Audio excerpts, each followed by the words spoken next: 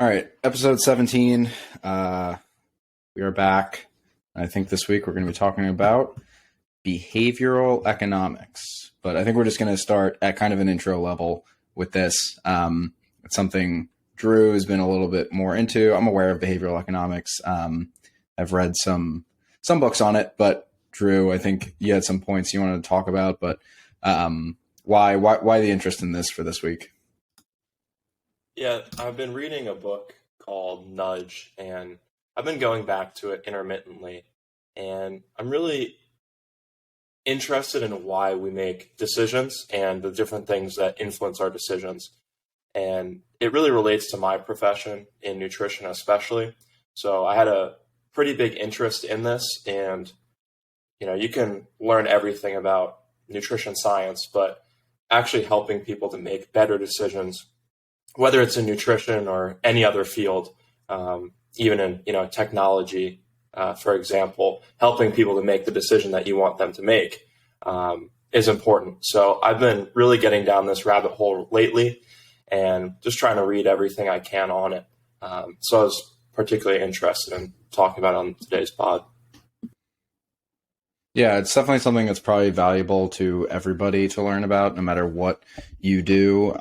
It's not just valuable from a professional or kind of career perspective, but it's also valuable just personally, because as you'll learn as we talk about some of these things, the ideas in behavioral economics and bias and decision making and these things that behavioral economics studies, none of us are immune to any of it. And we're all subject to these different phenomena. So the more you're aware of them, the easier it is to use them to your advantage and also just be aware of them when they might be leading you astray. So I think we'll get into some of the big ideas today that people should be aware of.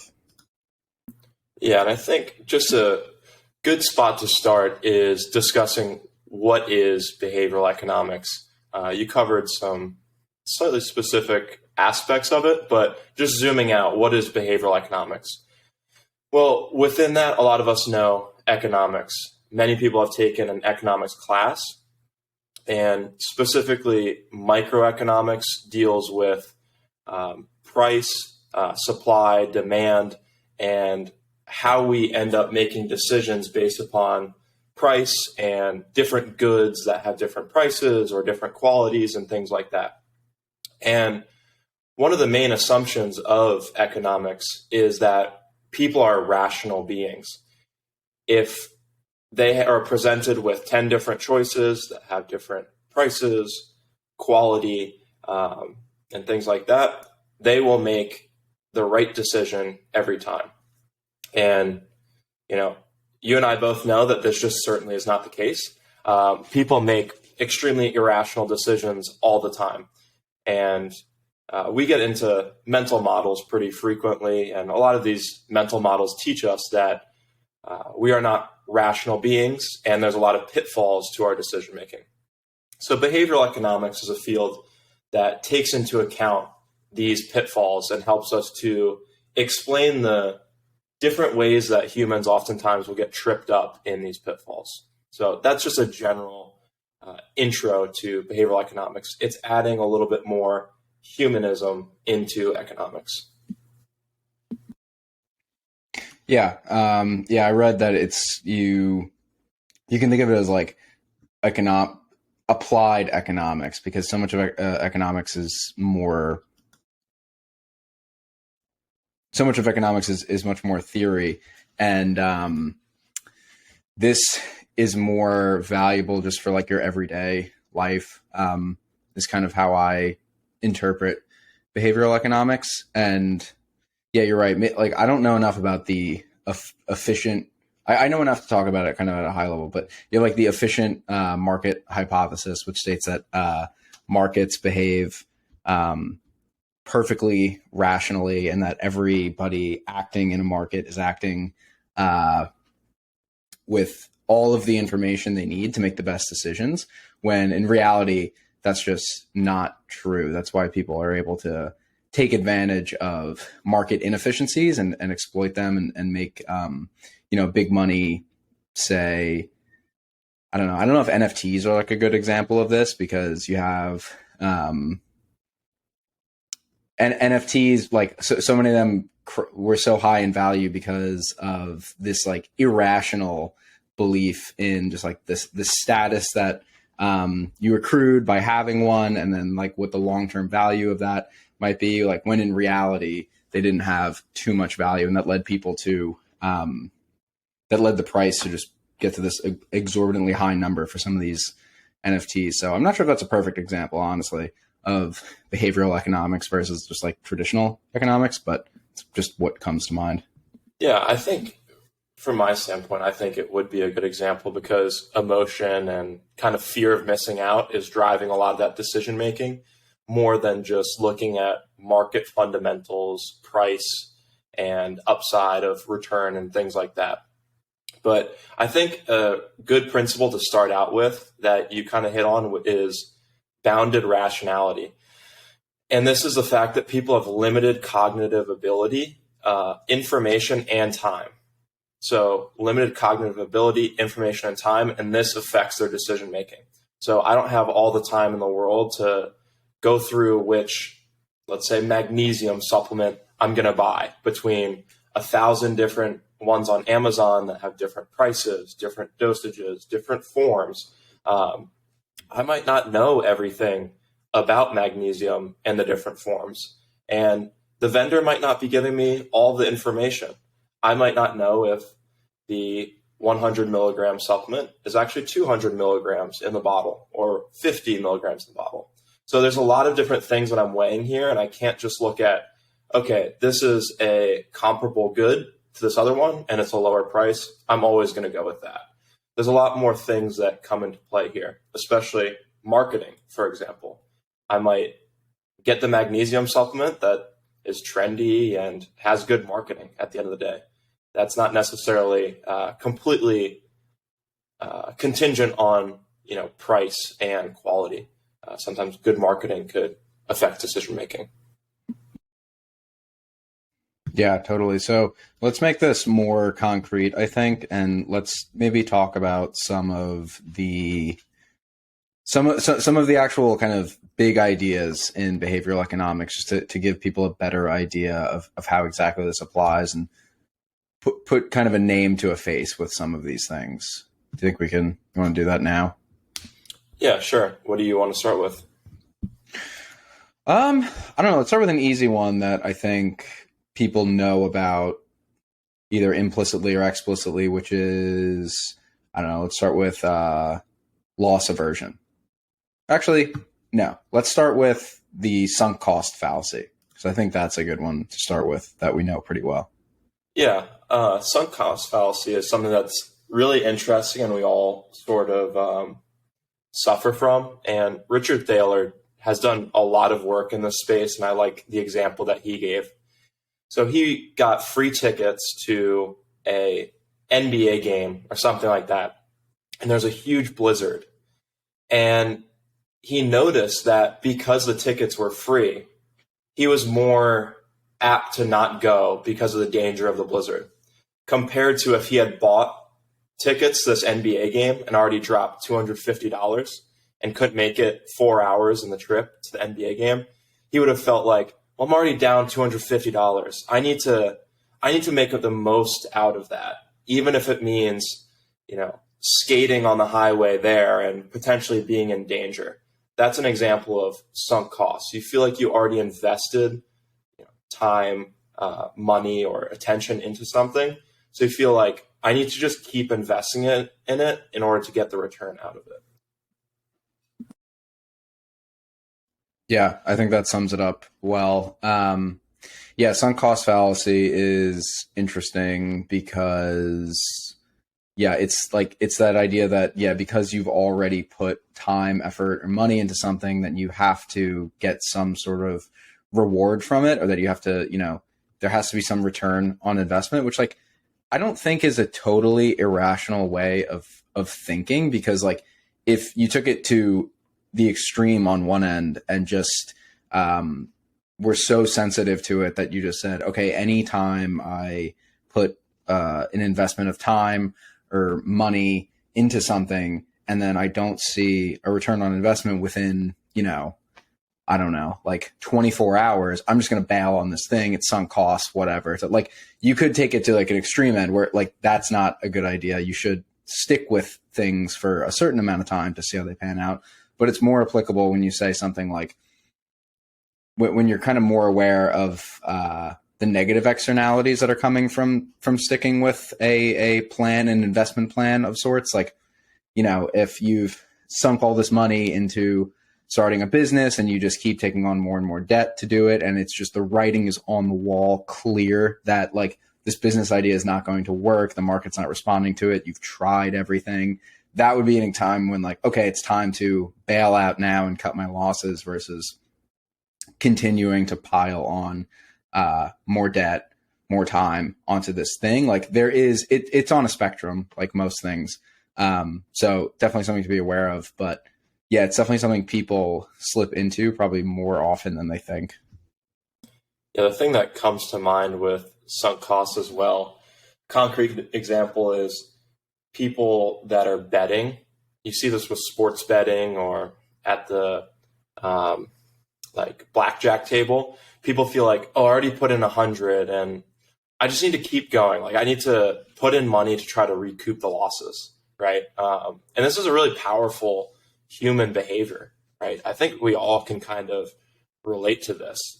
We put in so much time into, oh, I'm almost done this bachelor's degree, so I just need to finish, even though I have a way better opportunity in front of me. It's like that I just need to finish it mentality, even if it doesn't make sense for you at that point in time. So like you said, it's not always something that you should like shy away from. Sometimes you need to like reevaluate, but it is an important thing that can have some deleterious effects. Yeah, definitely. Yeah. I think that explains sunk cost fallacy pretty well.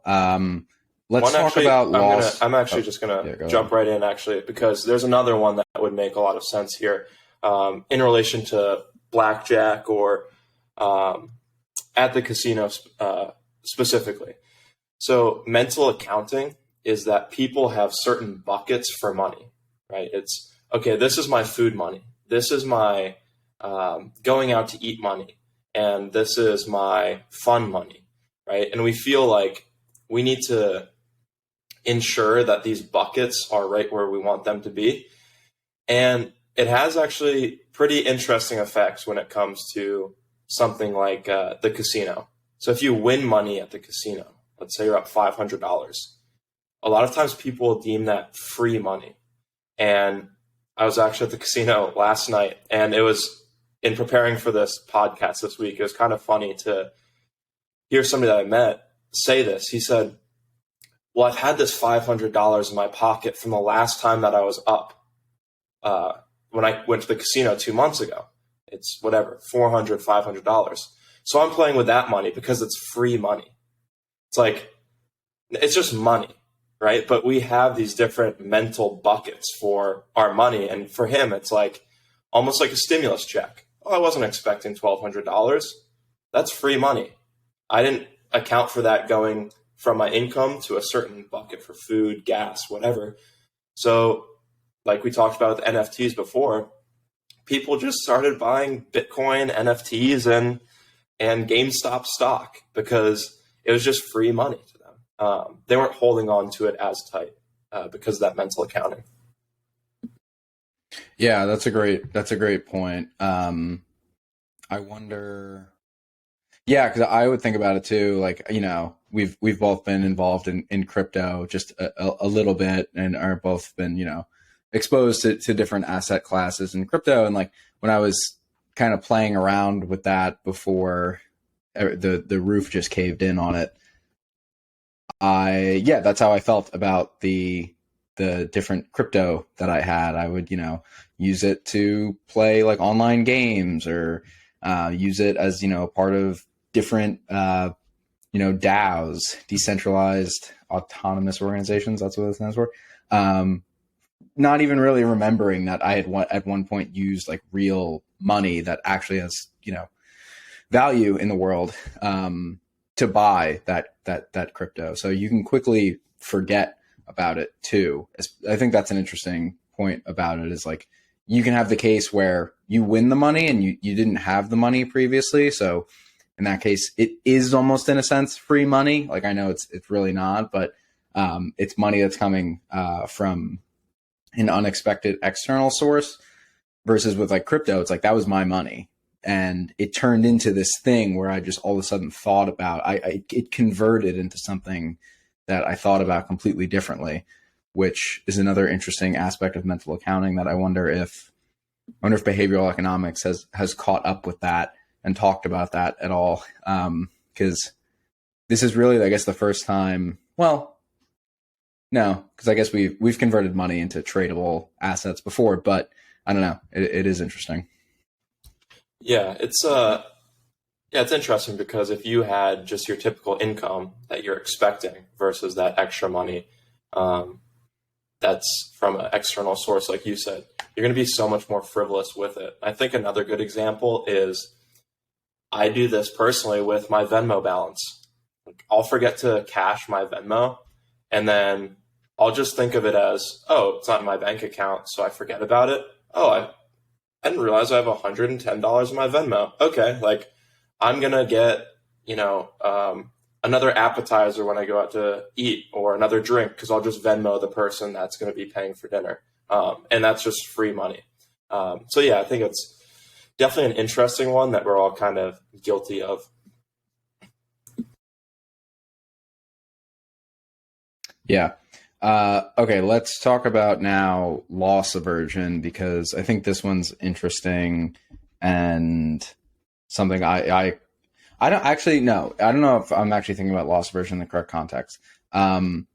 Is loss aversion when you know what, you explain loss aversion. Loss I actually aversion, don't know how to explain loss aversion is essentially that the pain of a loss is harder than the pleasure from a gain. So people typically say that the pain of a loss is 2 times more painful than the pleasure of a gain. So you losing $100 right. hurts We talked twice about as much. this 2 weeks ago, right?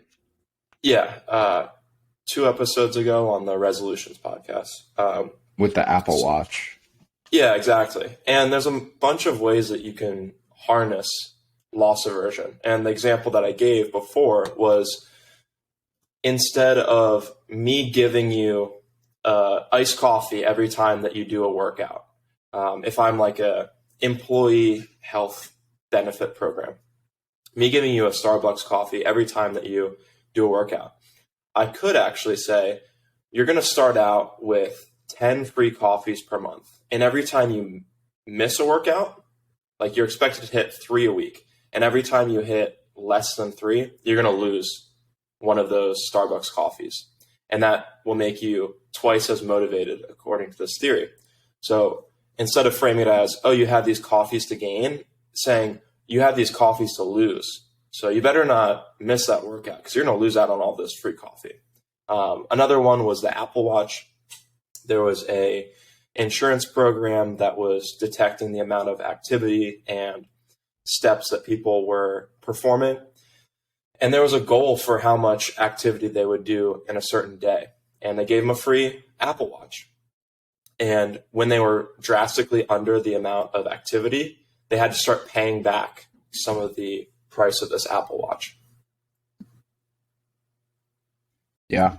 Yeah, no, those are 2 great examples. And there's what's interesting, and maybe we can do an episode on this, because something I'm pretty interested in is a lot of the evolutionary psychology, and the evolutionary psychology behind loss aversion is actually pretty interesting. So, it makes sense when you think about it. Like if you have, all right, say you have 2 squirrels, and both squirrels start out with, the same number of like nuts in their nest. They both have like 10. The squirrel that is more likely to survive is the one who is going to be a little bit more conservative and protect his stash of food, versus the one who is going to be a little bit more risky and then go out and risk trying to get more food, but being in, danger of getting eaten by predators or falling out of a tree, stuff like that. So it's actually been really like selected for across evolution for people to want to keep just like a very stable amount of resources and be a little bit more risk averse because we, evolved in an environment of scarcity. So there's actually like an evolutionary reasoning behind loss aversion that's pretty interesting. Yeah, and it's interesting because it's made its way into our vernacular too. I mean, the famous phrase like "a bird in the hand is worth two in the bush," right? It's a perfect example of, well, you shouldn't risk trying to get both those birds because if you just go for one, then you're going to be better off and you're going to have a less risky play here. But yeah, I think the loss aversion is pretty interesting. Do you find any examples of loss aversion in your own life?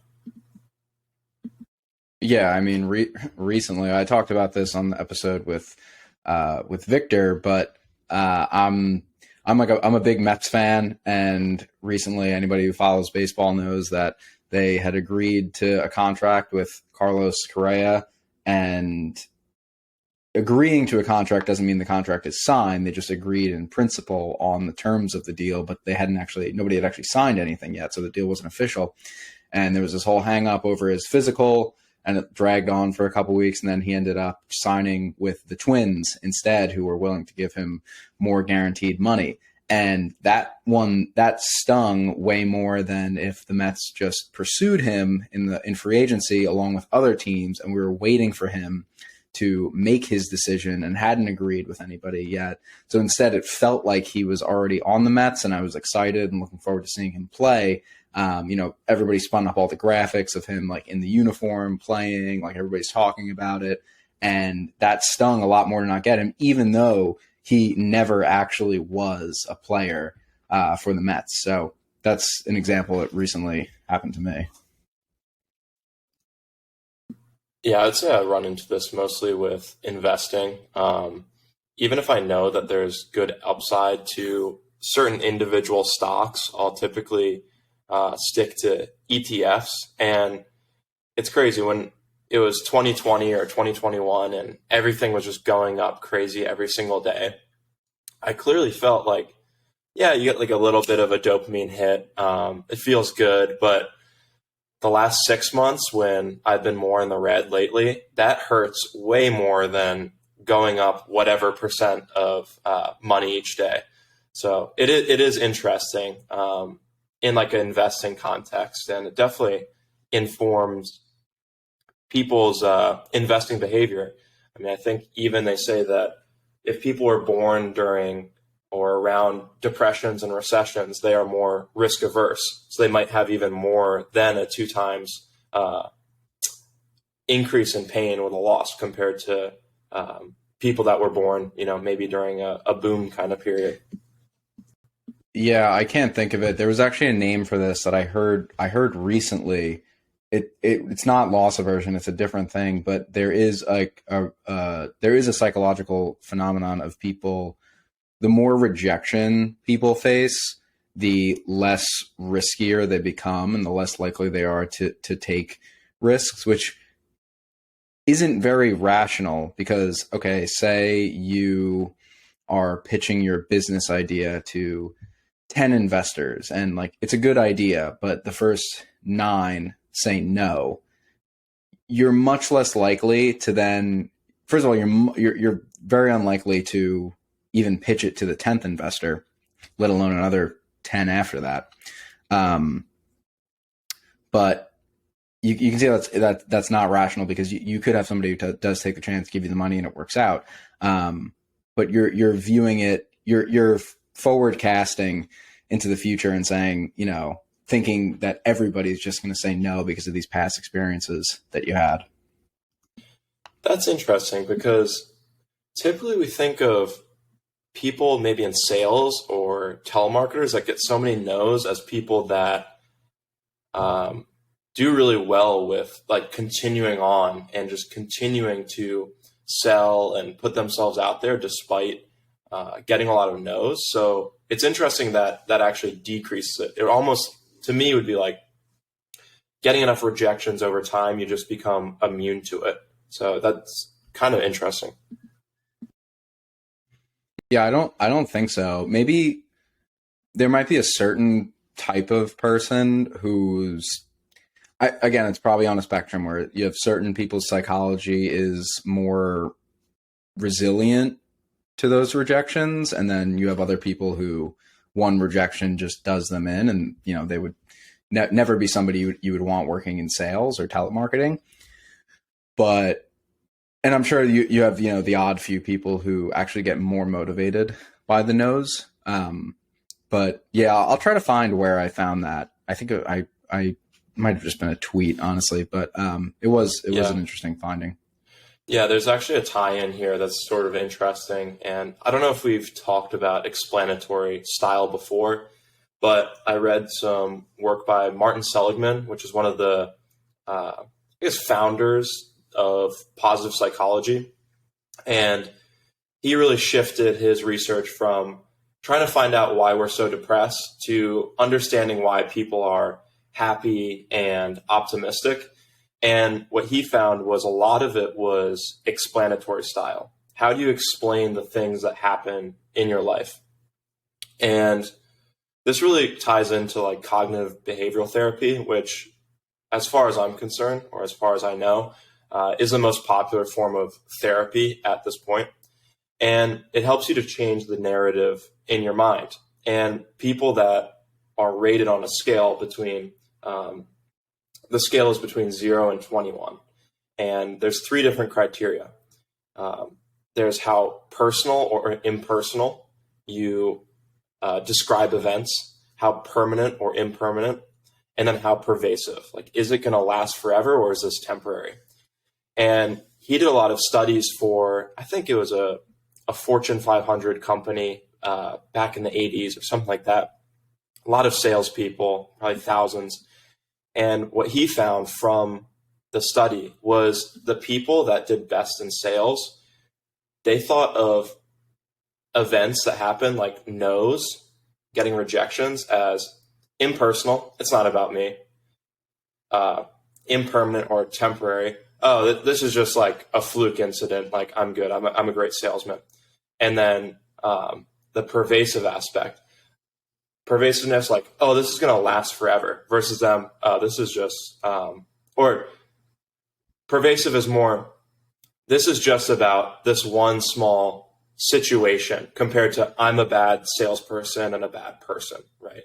Another example of this could be, maybe your kid's like running down the street or something, and, you have to run after them. You could think, oh, I'm such a bad mother. You're taking it personally. And I've always been a bad mother. And then it's also pervasive. It's like, I'm a bad mother versus, oh, this is just like some temporary situation. Doesn't have to do with me. The kid got away. And you kind of get the gist. So the explanatory style with the salespeople played a very big role in how persistent they were in doing sales. Yeah. I think that explains it well. I think another good way to apply it, or just a way that I apply it in my life, is people always say this. People always say, "Oh, everything happens for a reason," but that's actually a pretty helpful thing a way to frame events, because instead of saying like you have something bad happens to you, you can frame it as that it's this catastrophic thing that is going to be permanent and affect you for the rest of your life in a negative way. Or you could take the flip side of it and say, okay, well, this happened for a reason, whether, you think that reason is just random chance, or whether you believe in some sort of, kind of divine intervention. I'm not saying either one is better than the other. I'm just saying people have different reasons for thinking this way.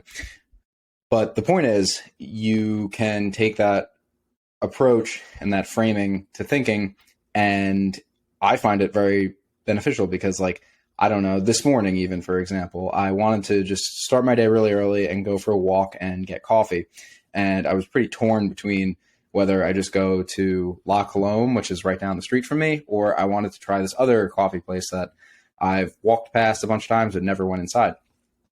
And the other place was a little bit farther. And so I ended up saying, all right, I'm gonna go to the other place. And I walked all the way there, and I got there, and I saw a sign on the door that said they are closed indefinitely. They had shut down, and they were literally open like last week when I ran by. So I was like, all right, whatever. But I think implicitly, I don't think I explicitly said this to myself, but I was like, all right, this is just now part of the morning, and this is just happened for a reason. And I ended up going actually on a longer walk and seeing some parts of the city that I hadn't seen before that I really enjoyed. So that's just one example of saying, all right, that happened for, a reason. But I think what really you get out of that is like, what's happened has happened, and you are now in a different set of circumstances, and you should, instead of letting what just happened color those circumstances, you can then just look at those circumstances with like a fresh set of eyes. So I think that's a good way to think about it.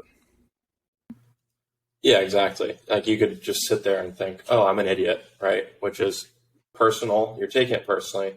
It's permanent. I am an idiot. Like I was being an idiot would be more temporary and then pervasive. Like you're letting this one experience color like your whole life. Like I'm an idiot for not looking up the hours of the coffee shop or seeing if it's still open and, beating yourself up for it. But yeah, I think it's a really interesting thing. Yeah, real quick. I was even like close to doing that because there was things I wanted to do before we recorded the episode today. And I was annoyed at myself because I was like, damn, I just walked like 15 minutes out of the way when I could have gone to this other place that was only 5 minutes away. And now this place is closed and I'm in the part of the city I haven't been to. And, now it's going to take me another 30 minutes just to do everything I wanted to do. And my morning's ruined. But I've gotten good enough at recognizing when that type of thinking comes up and just been able to short circuit it by doing what I kind of just said there, is taking a fresh set of eyes to the circumstances you find yourself in.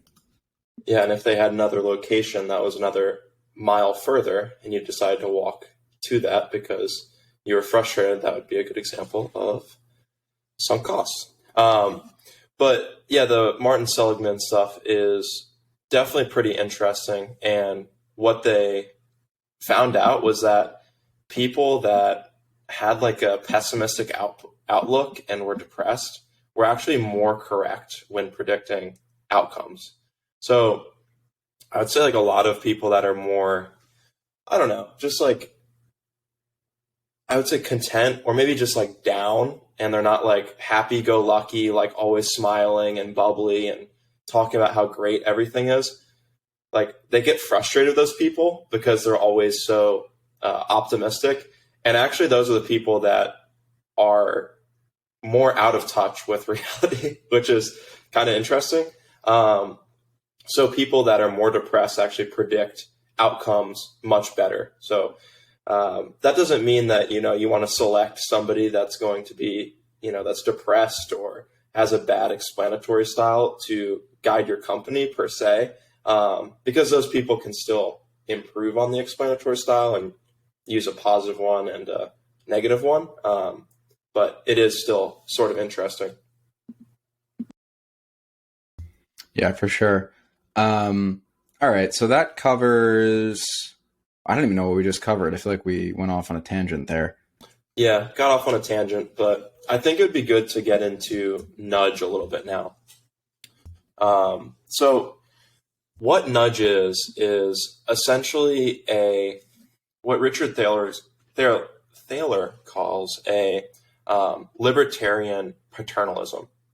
And what that means is essentially creating a choice architecture in order to help push you towards making the best decision for you.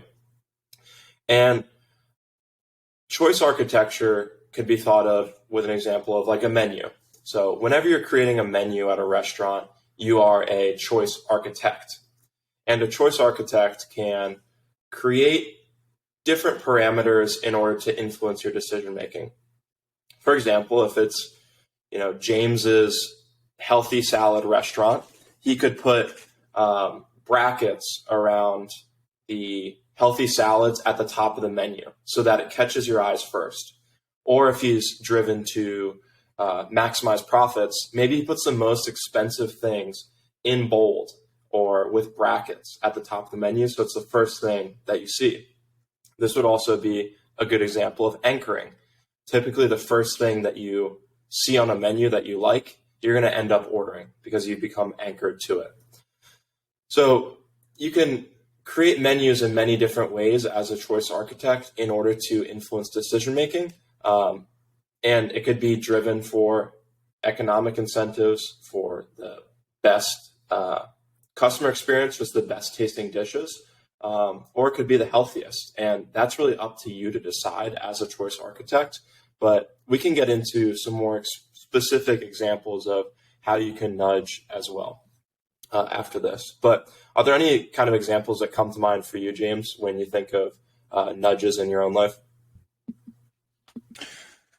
Yeah, I mean, there's a lot of examples in the technology industry. I mean, the examples are pretty abundant there, from just, landing pages. So a simple example is, people use nudges all the time on pricing pages. So if you've ever landed on a pricing page for some software and you see, say they have a couple different plans, usually they will default to already having the annual plan selected for you with, a 10 or 20% discount that comes with that. And they'll even usually show you what it costs you per month with that discount, when in reality, you're not actually, if you were to check out with that plan, that annual plan, you're not paying monthly, you're paying the entire yearly sum up front. So that's a nudge to, it's kind of a nudge in a couple different directions. It's a nudge to just get you to purchase an annual plan, which the reason that's beneficial for really any company that is selling something, a recurring product, is that somebody who's on an annual plan is just far less likely to churn and to cancel. And they're actually much more likely even to renew and become a recurring customer. So it has to do with how we perceive just like payments hitting our credit card. If we see a payment hitting our credit card every single month, we're much more likely to see it and then say, what is this thing that I'm paying $30-40 a month for? And then question whether or not we actually need that thing, versus if we just see one time, we paid $200 or something like that. We're much more likely to just forget that we pay for the thing and continue to use it. And then when it rolls around we're probably going to forget also when it renews, and then it'll roll around next year and you'll be locked in again for another year. So that's a reason. And then it also probably nudges people towards perceiving more value for what they're getting. So if you see that monthly price, even though you're about to pay an annual sum, but you see that cheaper monthly price than the actual per month pricing for the product, you're also probably going to feel better about the purchase because you're going to perceive that you're getting more value for your money, which in some cases true, some cases not. It really just depends on the product. But that's a perfect example of how this applies in kind of the business world. Yeah, I think that's a great example of defaults and opt-in versus opt-out systems. For example, back in the day when 401ks first came out, a lot of times it would be an opt-in system. So you would have to fill out a bunch of paperwork and go through your employer in order to get on the 401k plan. But now a lot of employers are using opt-out systems. So, we're going to take 4% from your check every month, and it's just going to be put into your 401k. And we're pushing you to make the better financial decision for yourself. You should be investing in the 401k, and we're going to nudge you towards that. Another one that's been used in other countries that I don't believe we use in the United States, at least not in Pennsylvania when I got my license, was being an organ donor. So a lot of countries used opt-out systems where you have to opt out of being an organ donor compared to an opt-in system where you have to sign on the line and say that you will become an organ donor. And even something as small as just a signature or another form to opt into something is adding another layer of friction that just makes it more and more difficult for people. To go back to the menu example, if I was a restaurant and I'm creating a healthy restaurant and I want my customers to be satisfied and healthier community, let's say, I could create an opt-out system for the side that comes with a certain dish. Okay, your grilled chicken sandwich is going to come with a side salad as a default, but you could also get chips or fries if you want it. So that's a good example of opt-out systems and defaults. Yeah, another example that comes to mind actually is data protection. So if you ever go on, if you go on a website in the US, chances are that you will be automatically opted in to cookies, which are just little pieces of packets of information that the browser collects to track you across the web, and maybe some other little pieces of things that can track you. So you're opted into consenting to give whatever service you're about to use that information. Versus in Europe, they have an act called GDPR. I can't remember exactly what it stands for. It's something Data Protection Act. Might be General Data Protection Act. I'm not sure. But they're much more strict about consumer data and how it's used by companies over there, and even just websites. So in Europe, everything is an opt-in. So in the US, data consent is opt-out. In Europe, it's opt-in. Some states are starting to do that now. Like California has more of that policy. Still a little less strict than what they do in Europe, and I believe Delaware does too. But that's just another example. Yeah, shifting gears a little bit. I just want to kind of talk about the ways that we can use nudges in our own profession or personal life. So one of the main reasons that I'm thinking about nudges is because there are different athletes or clients that are, I would say mostly athletes that are at different points in their journey when it comes to motivation and their readiness to change. And I can wait on this athlete or try to motivate them individually in order to try to spark a change. However, I'm dealing with about 150 athletes day in and day out. So my two options are to individually try to motivate change in every athlete or wait on them to be motivated. And then also there's the third option that I'm thinking through now, which is trying to nudge athletes and, despite their readiness to change, try to nudge them to make the better choice for themselves. So a good example of this, and this seems really small, but it's had a pretty profound impact, is we have a tray line of food in a cafeteria, and athletes will eat their breakfast and lunch there.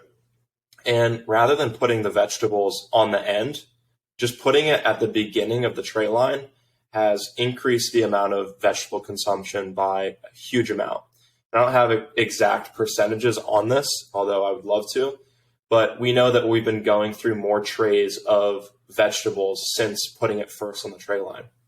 So this is a nudge where the first thing that you're going to do when you're loading up your tray is you see the vegetables, and now it's a conscious choice. You have an empty plate, and it's either, all right, I'm going to make the healthy choice or not. Versus if it's at the end of the tray line, it's much easier to see that you have a healthy option, but, oh, my plate's almost full. I'm just not going to bother. Or I already filled up my plate in the first two compartments of the tray line, and I'm just going to walk away now because I didn't really see the broccoli in the back corner that I would have liked. So it's a way to kind of nudge people to make the better decision for themselves, and it's had a pretty good impact on the athletes. And there's other examples of performing this. For example, there's a great article that we can link in the show notes of Google. And Google cut more than 1 million calories in the workplace simply by making small nudges.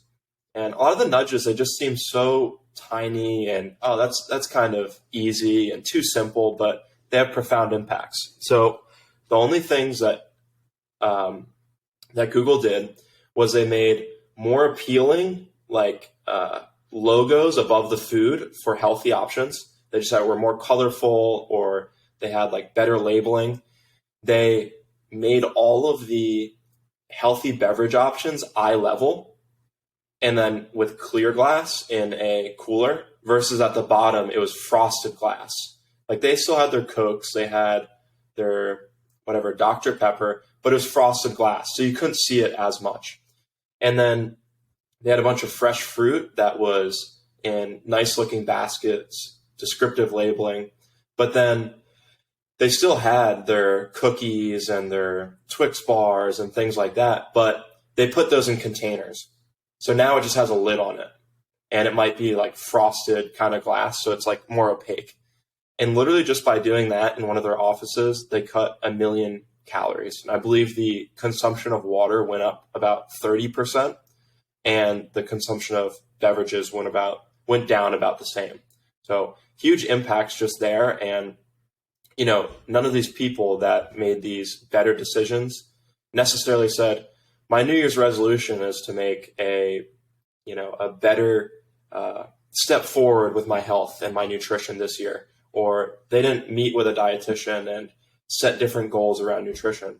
They were just nudged to make the better decision for themselves. And I think this is really powerful because that person doesn't necessarily need to rely on motivation and willpower, which, as we know from behavioral economics, is limited capacity. We don't have unlimited willpower and discipline. Yeah, I think that's super interesting. I think it's a great point. But I think for the listener, it might be interesting to hear what is a way that you can actually engineer this in your own life, because it's one thing to have, an organization do this for you, and you don't even know that it's going on, versus so many of us, the better decisions we want to make, nobody's really looking over us or looking after us for those. It's very much up to us. So are there ways that people can nudge themselves? I mean, I can kind of think of a few off the top of my head with nutrition, or even something I actually did yesterday that I can talk about. But I don't know. I'm not sure. Do you have any thoughts on ways that people can do this themselves? Yeah, and like I said before, Richard Thaler is a great resource on all of this. He's kind of the father of the nudge, and he has this term that he calls snudge. So a snudge is a self-nudge. You are nudging yourself to make a better decision. So a few examples come to mind.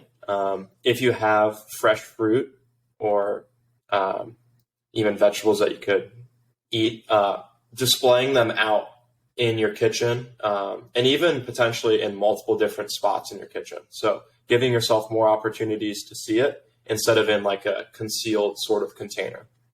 And then the biggest one, which we've heard 1 million times, is just don't bring the unhealthy food into the house, because then you're not forced to make that conscious decision to resist the unhealthy food over and over again. That's a big one.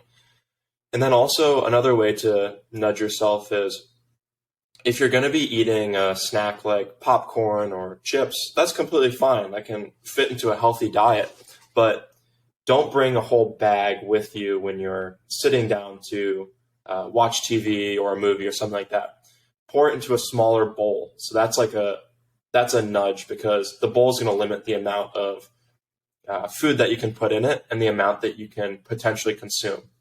And then when you're watching your favorite movie and you have this bowl that's finished, you might be less likely to get up and now go back and fill it back up. If you do, that's fine. But the nudge is sort of pushing you to not fill it up again, compared to if you just had a huge family-sized bag. And we all know that you can just keep plowing through those. So those are three that would really come to mind there. Yeah. Yeah, I think those are good.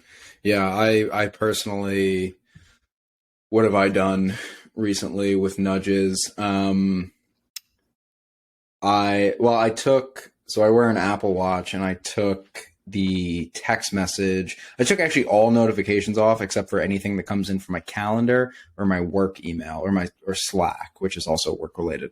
And I took everything off, all those notifications off, and I've noticed that has nudged me toward being able to pay attention to my work and just whatever I'm doing more, and spend less time on my phone, because if I'm not getting the text notification or the notification from, some other app that's not related to my productivity, it makes me much less likely to then interact with the phone. Another thing I did yesterday was, I live on the fourth floor of an apartment building, and I put my phone in an envelope, and I walked all the way downstairs, and I put it in my mailbox and locked the mailbox. I don't know how much of a nudge that really is, but it's just something I did to create more friction between myself and my phone. That'd be a nudge. Those were good examples. Yeah. It's just like putting, something in like an opaque container. If it's an unhealthy food, you're just creating more friction for something. Nudges at the end of the day are creating more friction to decrease the behavior, or creating less friction to make it easier to make that decision. I think those are two great examples. I would say another one that comes to mind with fitness is with the Apple Watch. The Apple Watch has the move rings, and it'll tell you when you're pretty close to hitting a move goal. It'll say just 9 minutes of brisk walking will help you reach your move goal for the day. You're like, oh, that's easy. I could do that. So that's a nudge. And then the other one would be, we've all heard of people putting out their running shoes and their running outfit for as soon as they wake up or they get home from work. That's another great nudge that it's a self nudge, a snudge that you can utilize to improve your adherence to running. So that's pretty helpful. But at the end of the day, the self nudges are still a little bit more bound to your discipline in setting up the nudge. So if you get home from the supermarket and you're not going to put out your fruit in nice looking baskets and you forget to do it, well, that self nudge is kind of gone. Versus, in my setting, I'm employed to help make the athletes healthier and perform better. So I have incentives to make other people do that. Right. Yeah. No, I mean, there's limits to it, just like anything else. And, everything at the end of the day does come down to a certain amount of willpower. But I think the takeaway with the self nudges is that you can make it easier on yourself for sure. There's always with any of these kind of things that you these strategies or tactics that you can employ to improve, your decision making or various aspects of your life. There's always going to be a certain amount of work that needs to be done up front. That goes without saying, but it's nice to know that there are things that you can do to make this easier. Yeah. And I think, a lot of my counseling at this point, it's first of all, it's not that I'm not counseling athletes anymore or trying to increase motivation in them. It's just, you can only get to so many people. So at the end of the day, it's important to, set the environment up in the most conducive way to their health while I'm, working through a few athletes a week or month and trying to create that motivational change. But yeah, I definitely think it's a helpful topic. And at this point, I don't really talk willpower or discipline or anything like that with my clients or athletes, because with nutrition, that just doesn't come into play. And, as I mentioned before, bounded willpower, we only have so much of it. And I think it's really important that we start shifting the conversation to these behavior strategies and off of what's the most optimal diet for human health. I mean, at this point, I think the nutrition for weight loss and weight gain and sports nutrition, I wouldn't go as far to say that it's entirely settled science, but I think we're sure enough from a sports nutrition perspective, performance, weight loss, weight gain, we're sure enough of the science that we can start shifting it off of just pure science and understanding whether, you need 3.3 grams or 3.6 grams of something, and start focusing more on, all right, but how do we get athletes to actually do the things that we want them to do? And how do we set the environment up and motivate them to improve their health? So that's where I hope the conversation will start going in future years. I don't think that this overfocus on nutrition science and stripping away the psychology is particularly useful, just as focusing purely on economics without bringing in the irrationality and creating behavioral economics is useful. So that's my stance on it. I don't really have anything else. I think this is a pretty solid place to wrap. If that's good with you. Yeah, that's good with me. Yeah, and I think this is something that we can talk about more in the future for sure. If people, have questions, they can leave any questions that they have about this. And I think, hopefully in the future, we might have a guest on actually to talk a little bit more about behavioral economics. So stay tuned on that. We may have something in the works, hopefully. But if not, either way, this will probably be something that we get to talking about again. So that about wraps it up. We will have the show notes out for this at positivesumpod.substack.com.